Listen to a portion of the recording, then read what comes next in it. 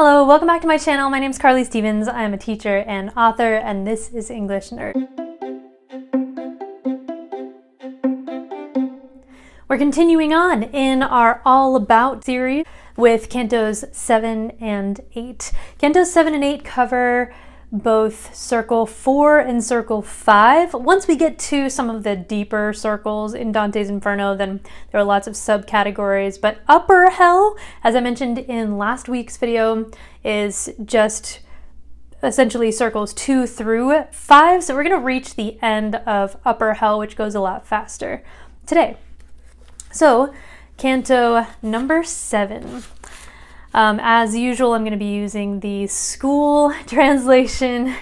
It's the, I say it Chiardi, but I'm sure I'm mispronouncing the Italian. If you want to tell me how to properly pronounce that, I won't be offended, as long as you don't say it in an offensive way. So at the beginning of this canto, Canto number 7, Virgil and Dante have just passed Cerberus in Circle 3 with the gluttons. They're moving on to Circle 4. But before they can get there, there is a guardian. There are various monster, mythological figure guardians throughout the Inferno, and they always have a job. It's not just anarchy, like some descriptions of hell that you hear. All of them have jobs. Minos has a job before Circle 2. Cerberus has a job, and Plutus has a job guarding Circle 4 here. Plutus, by the way, is not Pluto, Hades, but rather is an ancient name for the god of wealth, which is appropriate when we get to Circle 4 because those people were obsessed with wealth of one stripe or another.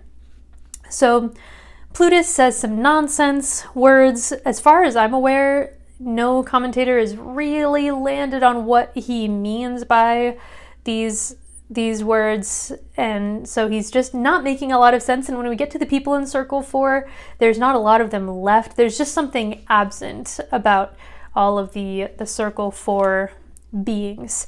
So I'm not going to say more about that than there's Plutus. They get past him, no problem. And then Dante gets his first view of Circle 4, which houses two groups of people. This is the first time that we see this. Unless you count Limbo, we technically have a couple related groups there. But here, it's the Hoarders and the Wasters. At least that's the way that my translation says. So it's the people who hoard wealth and belongings and those who waste wealth and belongings. The thing that makes these two a fitting pair for this group is, again, what I talked about last time. Upper Hell is characterized by intemperance. Some people say incontinence, but that makes me think of other things. Intemperance is just taking a good thing too far, not having temperance, not knowing when to have moderation. So here, these people both took their love of money, of material things, to this unhealthy extreme. Are material things, is money positive? It can be, which is why it's a bit lower on the scale than say the lustful. You'd think that those would be lower, but I explained the logic of that in my previous video. So here, it's people taking their love of money to an extreme, whether to keep it or to waste it. And that's what they're obsessed with throughout life. Their punishment is described this way. Here, too, I saw a nation of lost souls. All of these circles are enormous, even though it's hard to picture it that way. A nation of lost souls, far more than were above. They strained their chest against enormous weights, and with mad howls rolled them at one another. Then, in haste, they rolled them back, one party shouting out, "Why do you hoard?" and the other, "Why do you waste?" Now, you have to remember that these are circles of hell, literal circles. The whole thing is oriented like a funnel, all the circles getting smaller as you go down. But if it's a circle and you have this weight, often it'll look like, in artwork at least, like a boulder or something that they're pushing. They crash those weights against one another. Even if they turn around, they're just going to run into each other on the other side of that circle. There is nowhere to run to get away from this this other side of that money obsessive coin. So the weights, the idea behind that punishment is that just like they had these material things, this wealth that they were obsessed with in life, in death, even though you have nothing in death, people don't even have clothes, these souls have something that they're hanging on to that is not helping them, that is not improving their situation, but they can't let this heavy weight go. So it kind of represents what they were unable to let go of in life. They're crashing it against each other. I just take it, since they are two sides of the same coin, that their obsession with material things continues to drive them in death.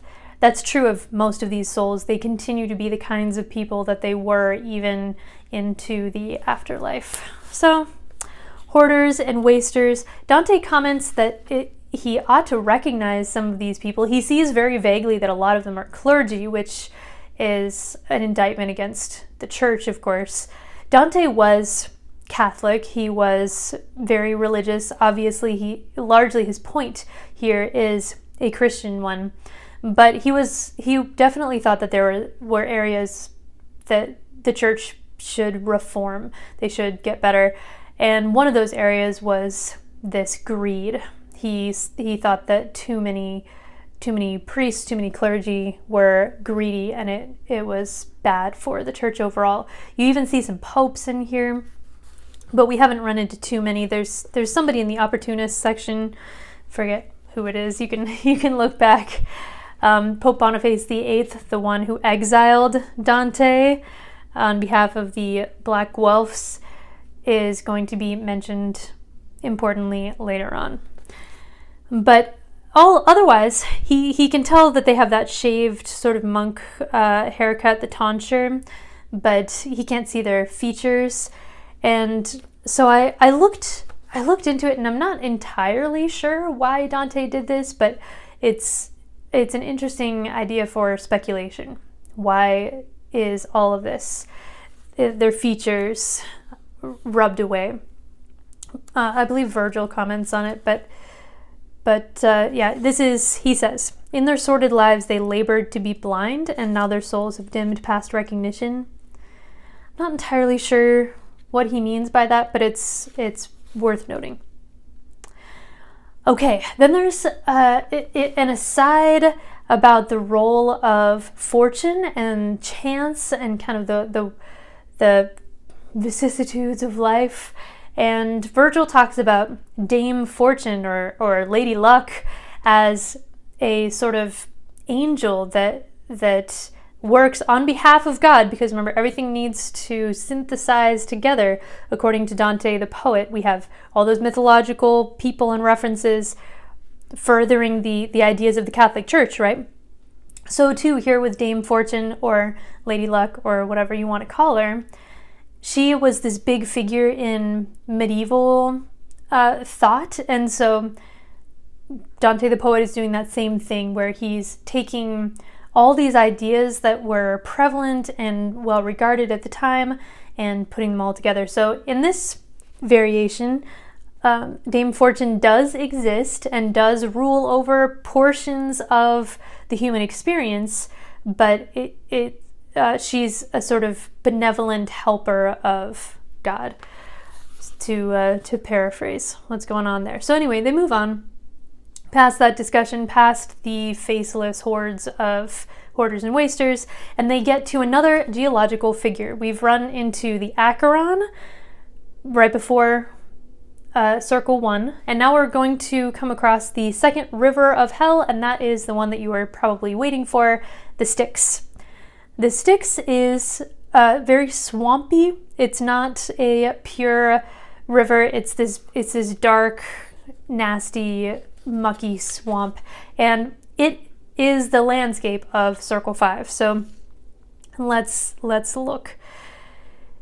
It says, line 108, and I, that is Dante, made out a swarm of spirits in that bog. The bog is the Styx, Circle 5. Savage with anger, naked, slime besmutched. They thumped at one another in that slime with hands and feet, and they butted and they bit as if each would tear the other limb from limb. So his first view is of one of the groups that is in Circle 5, and that is the wrathful. The contrapasso nature of the punishment here is quite clear. Those who are wrathful are fighting one another. They're just with other wrathful people, and we know that that's a recipe for disaster, and so that is the eternity that they live in. More on that in a second. There's one other group that's in Circle 5 besides the wrathful, and that is the sullen. At first, Dante doesn't see the sullen. The wrathful are the obvious ones who are fighting one another. But then, a few lines later, Virgil points out, "My son," he says, "behold the souls of those who lived in wrath. And do you see the broken surfaces of those waterholes on every hand, boiling as if in pain? There are souls beneath that water. Fixed in slime, they speak their piece, end it, and start again." So Virgil's narrating what these people are trying to say as they're underneath the bog. So you have those fighting above, those are the wrathful, and then there are the people underneath that slime. This is the second group. And so they're trying to chant these words. "Sullen were we in the air, made sweet by the sun. In the glory of his shining, our hearts poured out a bitter smoke. Sullen were we begun, sullen we lie forever in this ditch." So we have the wrathful and we have the sullen. So one thing that perplexed me a bit the first couple times that I read or taught Dante's Inferno is why these two groups are here. The wrathful made a bit more sense to me, but why are the sullen people put with that same group? So remember, upper hell is characterized by intemperance. We see that here. What are they being intemperate about? What are they taking to this unhealthy extreme that at its best is actually something good, just like money or food or love? Here it's emotion, specifically the emotion of anger. If you look back at the Gospels in the New Testament, Christ himself gets angry. He's filled with rage at certain people. It's normally the clergy abusing the position and things like that. But here we have anger taken to this unhealthy extreme. With the wrathful, they explode it outwards. They're controlled by it. They attack other people with their uncontrolled anger. The sullen are those who keep anger locked inside, who stew, who don't take joy in their lives because they're just holding in this simmering anger. I think there's a misconception that sullen just means sad or depressed, and there can be an outward kind of showing of that to the outside world, but sullen specifically, that word, that idea, implies that yes, you definitely look unhappy and shut down from the rest of the world, but there's this pent-up anger that you are not releasing. So again, we have two sides of the same coin, sort of like the Hoarders and the Wasters. They were obsessed with money, but in different ways. Here we have people obsessed with anger, but in different ways. One exploded it out, one kept it in. So the wrathful fight one another, the sullen chant about their lost opportunities, basically. Sullen were we in the world made sweet by the sun. And so they have to recognize now in death what they did not recognize in life, and so they just do not participate with anyone else in death, kind of like they did in life with their unhealthy obsessions, where they didn't do anything to get help for that. So I think that's what Dante's going for here. Hopefully that the logic of it makes sense, at least. So that essentially takes us to the end of Canto 7. Canto 7, I think, is the only canto that covers two circles at once. It's Dante getting fancy. All right, Canto 8. Canto 8, we see a huge shift in Dante, the character. So let's look at it. So Dante and Virgil, they see the Styx. They see across the way that there is this landscape of buildings, it seems like. And Virgil explains that is that's they're going to see throughout this entire canto, that is the gate of Dis. Dis is an old word for the devil. So it's like the devil's city. There's this big wall around, and then you go through the wall, and once you do, you're in lower hell. So the sins there are not characterized by intemperance, by this unintentionality, but instead these are more intentional sins. We're getting worse as we go down, and so they see a view of that. So they need to get across. They need to continue on in their journey because Dante's redemption depends on it. So there's another ferryman here. This one's name is Phlegias, and I'm sure I'm butchering that name. It's a hideous name. It makes me think of phlegm, and he is a gross person as well. He just kind of curses and flops his jowls and is just not very pleasant. But Virgil works his magic, figuratively speaking, and says this is something that has to happen, just like he said to a few other figures so far. And Phlegias really has no choice but to accept the two of them on this journey, because people can't normally just go on tours of hell. They can't just wander from one circle to another. Virgil belongs in limbo, and that's where he ought to be, and Dante doesn't belong there at all.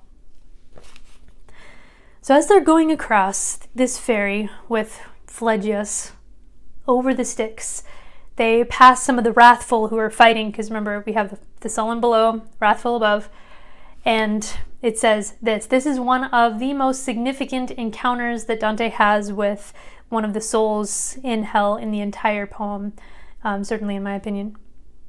This is line 31. Listen to this. And as we ran on that dead swamp, the slime rose before me, and from it a voice cried, "Who are you that come here before your time?" And I replied, "If I come, I do not remain. But you, who are you, so fallen and so foul?"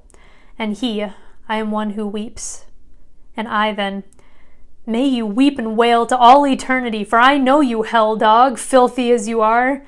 Then he stretched both hands to the boat, but warily the master shoved him back, crying, "Down, down with the other dogs." Then he embraced me, that is, Virgil embraced me, saying, "Indignant spirit, I kiss you as you frown. Blessed be she who bore you." Whoa, there is a lot to unpack there. We find out in just a few lines that this is Filippo Argenti. Filippo Argenti is not super famous for anything except for being this soul in the Inferno, unfortunately for him. He was a political rival of Dante, and man oh man, did Dante get his revenge on that family. But Filippo Argenti marks a big shift in Dante's perception of the sinners. In my previous video, I talked about how he regards the souls in hell with pity. We see that with Francesca, we see that with Chiaco, we see that with a few different people. Here, however, he reacts not with pity, but as soon as he recognizes him, he reacts with rage and disgust. He calls him a hell dog. He says, "Get away from my boat." And Virgil backs him up. He says, "Yes, down, down with the other dogs." And Virgil is somebody who is very knowledgeable about all of this. He is the guide for a reason. He represents human reason itself, and we're supposed to assume that he's telling the truth. Sure, he belongs in limbo, but everything that he says, there's no reason to doubt any of it. So Virgil not only backs him up and is angry and disgusted right along with Dante, but he also turns to Dante afterwards and gives him some praise. He says, "Blessed be she who bore you." That is super intense. That's a Christ echo even. We'll see throughout the Inferno that there are very small, but there's a bigger one at the end. There are these very small references to Dante walking in the steps of Christ. This is central to Catholic theology, the idea of imitating Christ, becoming like Christ. I mean, that's largely what baptism is all about. It's imitating the death of Christ and the resurrection of Christ so that one can be more like him. So here we're meant to see that this is something that we're supposed to see as Christ-like. most readers when they read this, at least my students, don't see that connection right away, and I understand why. I mean, isn't there supposed to be compassion if you're Christ-like? But the idea here, as I mentioned in the last video, is that yes, in life, pity, compassion, holding out hope until the last moment is an appropriate response to people who have done bad things, who have lived lives wrongly. But here in the Inferno, that time has passed, judgment has been called by God, and so the correct thing, according to this poem, is to accept that and to back it up. It's like if, somebody who committed all these sexual assaults were to get life in prison, the right response is not, oh no, but to go, to get him, at least you should get life in prison, right? So it's that idea. It's aligning oneself with the justice of God. And so even though this comes across as very intense, I told you that there was going to be this shift, and so here we see the first hint of it. It's not that Dante has the same reaction with every soul going forward, but this is the first time that we really see that he's starting to catch on. Oh, okay, so wrath is wrong. Oh, okay. And it could be partially because Dante himself is subject to wrath. Because the figure who rises up in slime says, "Who are you who are here before your time?" There are a few different theories about where Dante the poet would have placed his character if he had died, and one of the theories says here because of the things that I'm telling you. All right, so that's super intense. Filippo Argenti, yep, lots there. One more thing, I only found one piece of art related to this incident, and it is one of the most bafflingly hilarious things I have ever seen. I mean, just feast your eyes. I hardly know where to begin. The closer you look, the more absurd this is. Okay, so Filippo Argenti was wrathful. They move on toward the Gate of Dis. I'm going to skip over a little bit of this discussion just to paraphrase and say that Virgil encounters these fallen angels at the Gate of Dis. He starts to get a bit downhearted because it's the first obstacle that he hasn't easily been able to overcome. So far, Virgil's been a ninja. He knew how to take care of Cerberus, Plutus, everybody, but here at the Gate of Dis, they need some divine intervention. It's been a while since I mentioned that this is an epic poem, but when we get some intervention in the next canto, some divine intervention that is, then it's just one more nod to the idea that this is meant to be an epic poem, not just a fanfic of the Bible. Anything else I wanted to say? No, I think that's it. I think that's it. So there you go. There you go. Next week I'm going to tackle the beginning of Lower Hell and the exciting stuff that happens at the gate. There's a good Virgil mom moment, so you can look forward to that. All right, make sure to subscribe for more English nerdy goodness. Get those notifications, like this video if you like it, and I'll see you next time.